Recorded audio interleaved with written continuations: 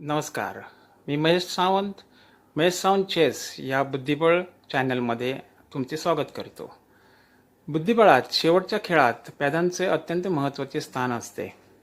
प्याद्यांना कुशलतेने वापरल्यास आणि प्याद्यांचे प्रमोशन केल्यास त्यांचे रूपांतर वजिरामध्ये होऊ शकते.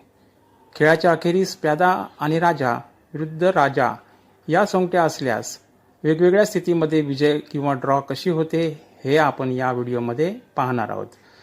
ज्या खेळाडूकडे फक्त राजा असल्यास व तो खेळाडू अपोजिशन नियमाने खेळल्यास खेळ ड्रॉ होऊ शकतो हे देखील आपल्याला या व्हिडिओमध्ये पाहायला मिळेल. या व्हिडिओमध्ये ए फाईलमध्ये पाऊन आहे आणि अपोनंटचा किंग ब्लॅक किंग हा देखील A8 आहे. अशा वेळी हा गेम ड्रॉ होतो.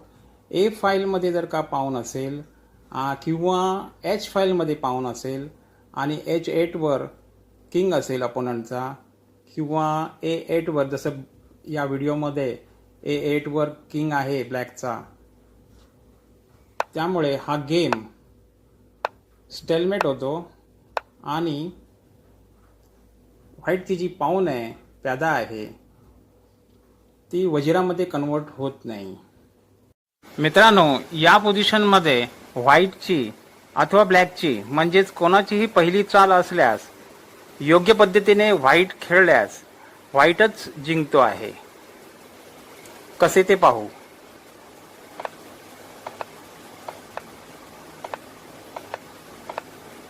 आता व्हाईटची पहिली चाल खेळल्यानंतर क्वीन तयार कसा केला हे आपण पाहिले.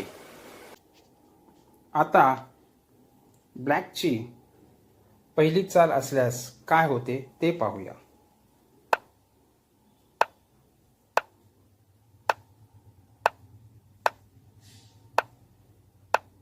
म्हणजेच कोणाचीही चाल असेल तरी देखील या पोझिशनमध्ये व्हाईटचाच विजय होतो हे नक्की.